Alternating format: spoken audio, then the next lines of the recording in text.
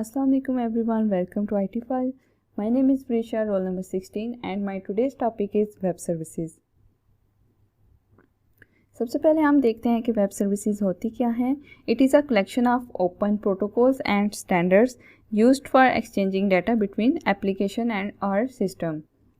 Basically जो web services हैं वो प्रोटोकॉल्स और स्टैंडर्ड्स का कलेक्शन होती है जो कि हम डाटा को एप्लीकेशंस और सिस्टम्स के बिटवीन एक्सचेंज करवाने के लिए यूज़ करते हैं. It is a technology to communicate one programming with another, यानी कि ये एक प्रोग्रामिंग लैंग्वेज में लिखे हुए सर्विस को या एप्लीकेशन को दूसरी एप्लीकेशन के साथ कम्युनिकेट करवाने में हेल्प करती है. The web services can be searched for over the internet and also be invoked accordingly. हम वेब सर्विसेज को इंटरनेट पर सर्च कर सकते हैं और ये सर्चिंग किस तरह होती है ये हम आगे जाकर देखेंगे. अगर हमारे पास एक यूज़र है और क्लाउड पर 3 सर्विसेज अवेलेबल हैं, service 1, service 2 and service 3. User service time to time आएगा, अपने नीड के अकॉर्डिंग सर्विस अवेल करेगा. अगर उसे सर्विस 1 की ज़रूरत है तो वो सर्विस 1 को अवेल कर सकता है, वो सर्विस 2 को यूज़ कर सकता है और सर्विस 3 को यूज़ कर सकता है. लेकिन अगर हमारे पास एक दूसरा सिनेरियो हो जिसमें कि सर्विसेज को आपस में कम्युनिकेट करना हो तो वो किस तरह कम्युनिकेट करेंगी. अगर सर्विस 2 है उसे सर्विस 1 के साथ कम्युनिकेट करना है या सर्विस 3 के साथ कम्युनिकेट करना है तो वो किस तरह कम्युनिकेट करेंगी. यहाँ पर एक क्वेश्चन ये आता है कि सर्विसेज आपस में कम्युनिकेट कैसे कर सकती हैं. यहाँ पर हमारे पास 3 पॉइंट्स हैं.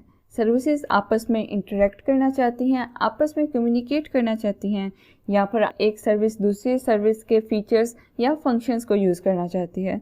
तो वो कैसे करेगी. इस सब के लिए एक सोल्यूशन है वेब सर्विसेज का. It is a technology to communicate one programming with N other.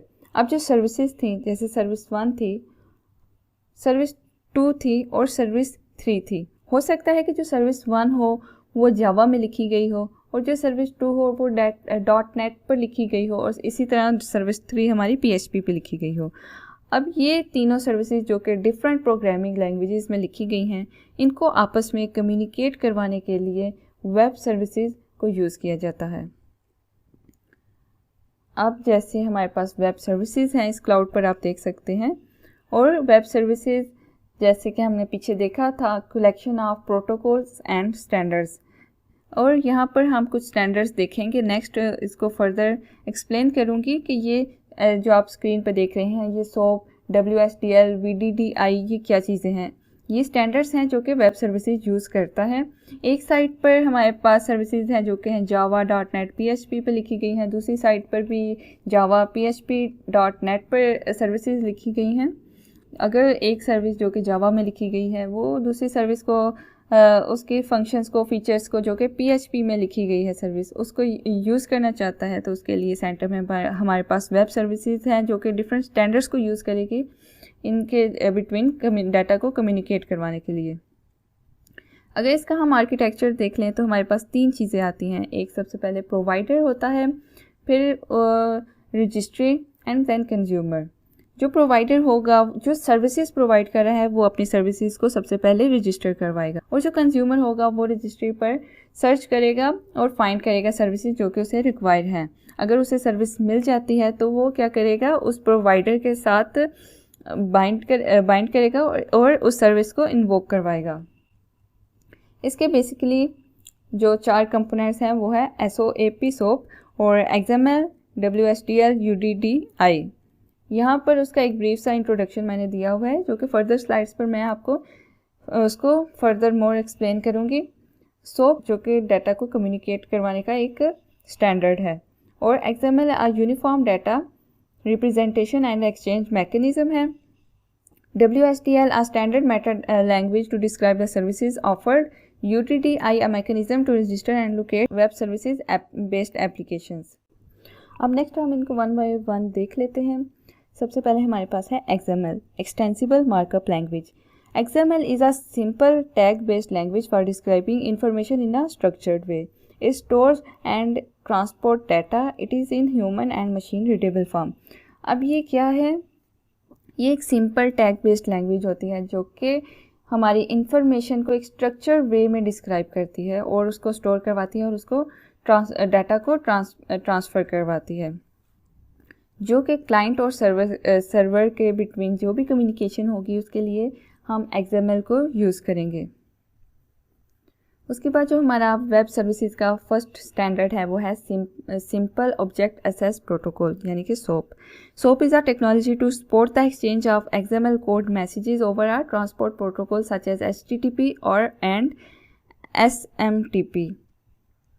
यहाँ पर हम देख सकते हैं जो कि XML हमारे पास XML का कोड मैसेज होगा, उसको सेंड करने के लिए एक टेक्नोलॉजी यूज़ की जाती है जो कि है SOAP।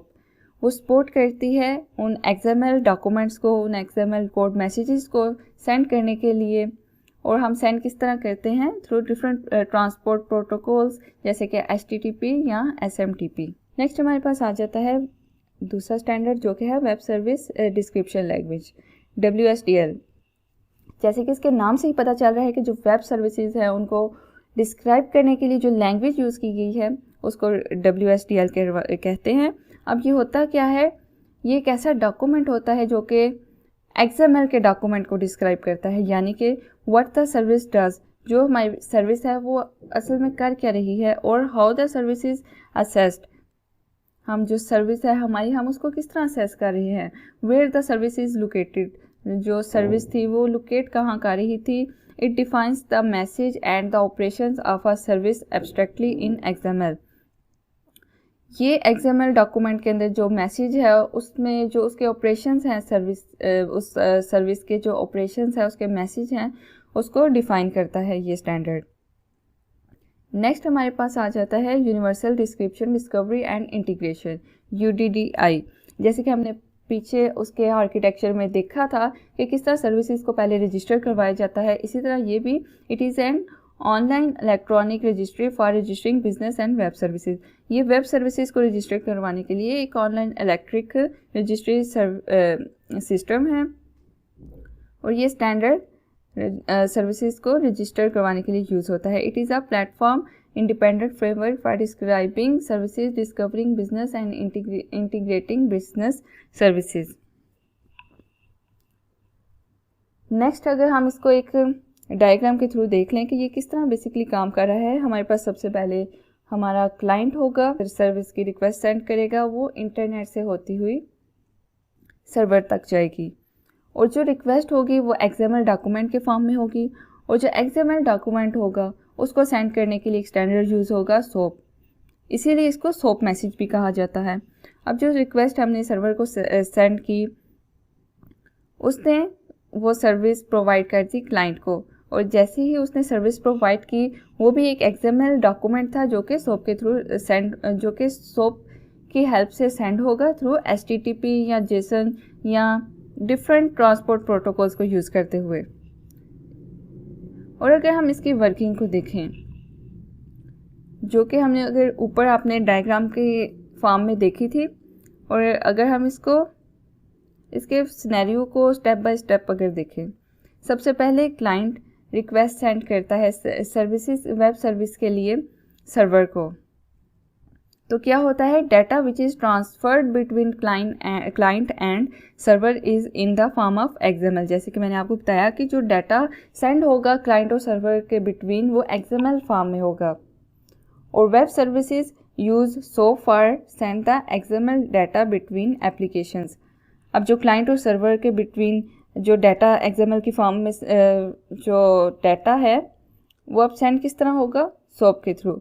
नेक्स्ट हमारे पास आ जाता है web services use SOAP for send the XML data between application. जैसा कि हमने देखा जो XML डॉक्यूमेंट होगा उसको सेंड करने के लिए वेब सर्विसेज यूज़ करती हैं SOAP स्टैंडर्ड को, जो कि क्लाइंट से सर्वर या सर्वर से क्लाइंट तक डाटा सेंड करने में यूज़ होती हैं।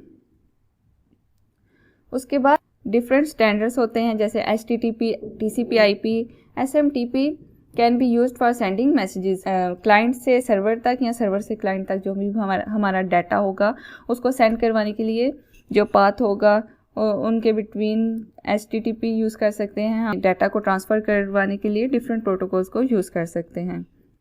The data which is sent from the web services to the application is called SOAP messages, which is actually an XML document. अब ये बेसिकली जो क्लाइंट सर्वर या सर्वर क्लाइंट को मैसेज सेंड कर रहा है वो XML फॉर्म में होगा, और क्योंकि वो सपोर्ट किसकी हासिल करता है, सोप की, इसलिए इनको सोप मैसेज भी कहा जाता है, जो कि बेसिकली XML डॉक्यूमेंट ही होते हैं। आई होप आप सबको समझ आ गई होगी कि वेब सर्विसेज क्या हैं और इसके कंपोनेंट्स क्या हैं, इसका आर्किटेक्चर और इसकी वर्किंग क्या है।